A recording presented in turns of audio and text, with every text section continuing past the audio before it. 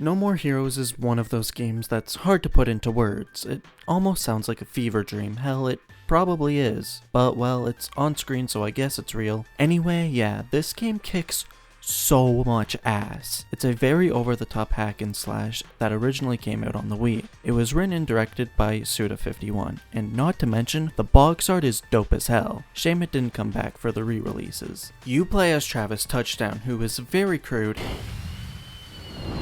Fuckhead!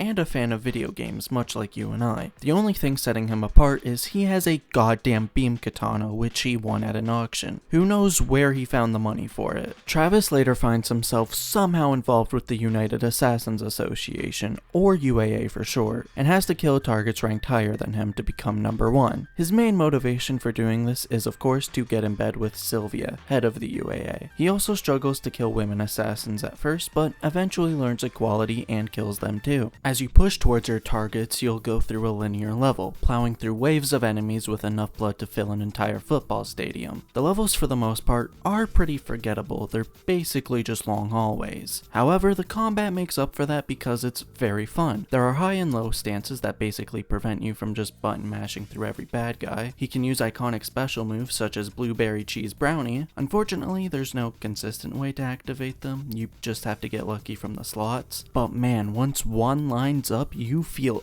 undefeatable. Also, due to Travis's pro wrestling background, he can stun people then perform a wrestling move on them, dealing big damage. It all feels very satisfying to pull off. My only real complaint with the combat is not being able to dodge forwards, which is a very minor thing. Between levels, you'll explore a very bland open area, and I don't really know what the point of it is because there's nothing to do in it, besides going to shops to buy new weapons, training, grabbing Lavakov's balls, or doing part-time jobs which are very boring. But since it costs money to unlock the next target, you end up having to grind for money, which gets very annoying pretty quickly. Some missions require you to beat it without getting hit once, and if you fail, tough luck, because the game sent you back to the hotel, so you have to drive where you just were or give up and go try a different one. Assassination missions are also the same, very tedious and get old quick. Everything outside of the open world is great though. The highlight of the game is definitely the boss fights, and in case you don't want to be spoiled on the bosses, then skip here.